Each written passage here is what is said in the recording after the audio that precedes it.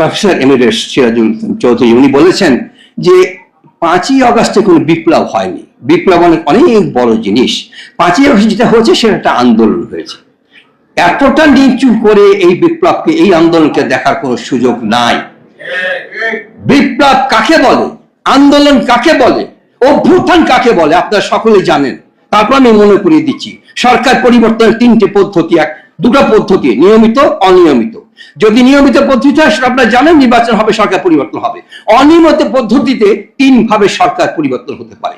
একটি পরিবর্তন হতে হয় আন্দোলনের মাধ্যমে। আন্দোলন কাকে বলে, রাজনৈতিক দলগুলো যিনি ক্ষমতায় আছেন তার প্রতি অসন্তুষ্ট, তারা একটা আন্দোলন গড়ে তুললো, রাস্তায় কিছু হরতাল হলো, কিছু প্রতিরোধ হলো, তারপর সেই সরকার সম্মান দেখিয়ে নতুন নির্বাচন দিয়ে ক্ষমতা থেকে চলে গেল। এটা আন্দোলন হলো, আন্দোলনের ফসল। আরেকটা হলো অভ্যুত্থান।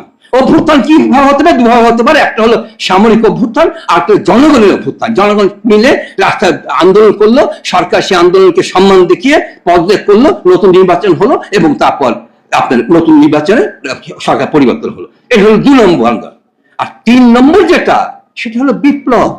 সেই বিপ্লবটা কিন্তু সাধারণ বিষয় নয়। 100 বছরও সেই বিপ্লব কিন্তু একবার সংগঠিত হয় না। আন্দোলন অভ্যুত্থান বারবার সংগঠিত হয়, আমরা দেখেছি। আমরা পাকিস্তান আমল থেকে দেখছি আন্দোলন হচ্ছে, অভ্যুত্থান হচ্ছে, সরকার পরিবর্তন হচ্ছে, কিন্তু বিপ্লব হতে কিন্তু আমরা দেখি নাই। 90-এ কিন্তু অভ্যুত্থান ছিল, সেটা বিপ্লব ছিল না। কিন্তু 24 এটা হচ্ছে বিপ্লব। বিপ্লবটা কি?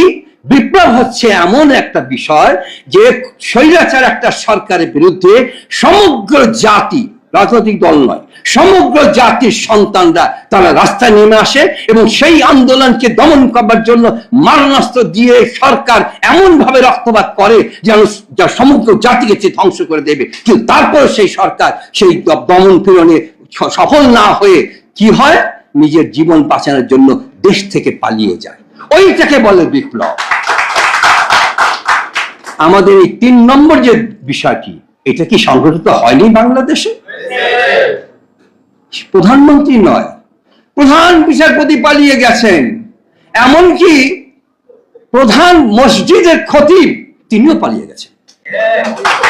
তাহলে বিপ্লব কাকে বলে? এরপরে আর বিপ্লব, প্রফেসর সিরাজুল ইসলামের প্রতি আমার পূর্ণ শ্রদ্ধাকে আমি বলতে চাই, এটা কি বিরাট বিষয় নয়? উনি যে বললেন বিপ্লব বিরাট বিষয়, তাতে মৌলিক পরিবর্তন হয়। আমরা তো সেই মৌলিক পরিবর্তন করবার জন্য এত কিছু করছি। এইখানে চিৎকার করছি কেন? শুক্রবার আজকে চিৎকার করছি সেই মৌলিক বিষয়গুলি পরিবর্তন করবার জন্য।